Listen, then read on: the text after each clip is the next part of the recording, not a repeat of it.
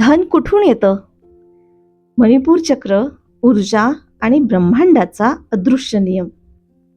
नमस्कार, मी नंदिनी प्रज्ञा करुणा recce healing मधून आपल्या सर्वांचं मनापासून स्वागत करते.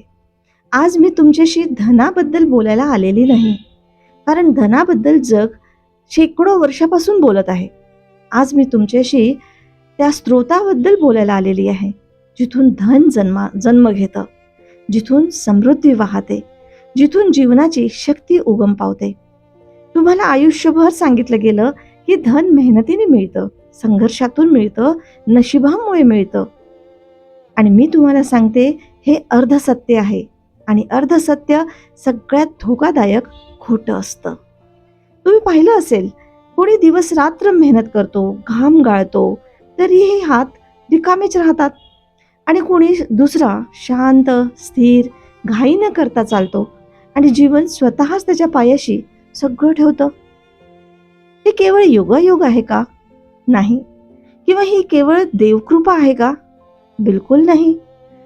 तर हा एक आंतरिक विज्ञान आहे आणि त्या विज्ञानाचं पहिलं सूत्र आहे मणिपूर चक्र.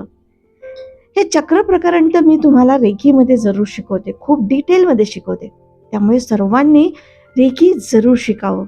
आपल्या प्रज्ञा करुणा इन्स्टिट्यूटमध्ये पूर्ण रेकी फर्स्ट डिग्री पासून तर ग्रँड मास्टरपर्यंत आजपर्यंत हजारो स्टुडंट्स झालेले आहेत.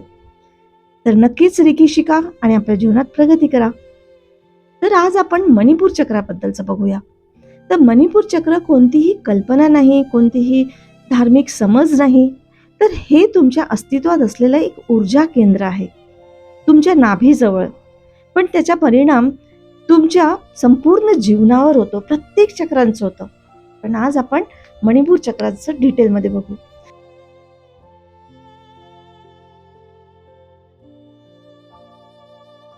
जेव्हा हे चक्र झोपलेलं असतं ना, तेव्हा माणूस आतून कमजोर असतो, आणि जेव्हा हे चक्र जागृत होतं तेव्हा माणूस न बोलताही शक्तिशाली होतो. लक्षात ठेवा, शक्ती म्हणजे कोणती हिंसा नाही किंवा जादूटोना नाही, किंवा ही शक्ती ती शक्ती असं नाही. तर शक्ती म्हणजे आत्मविश्वास, आत्मसन्मान, आत्मस्थैर्य.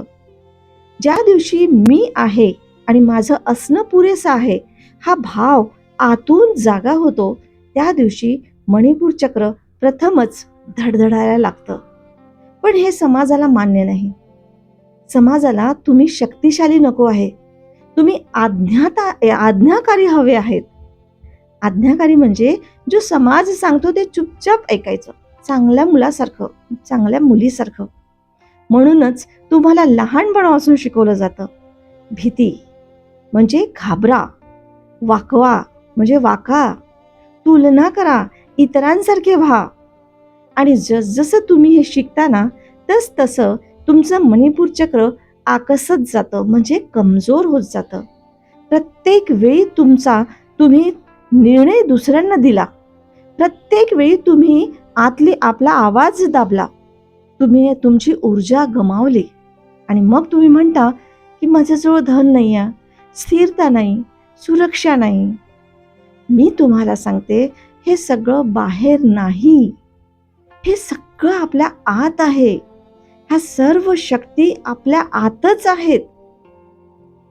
मणिपूर चक्र म्हणजे अग्नी, आणि अग्नी विझली असेल ना, तर सोन्याच्या खाणीवर बसलेला माणूसही भिकारीच राहतो.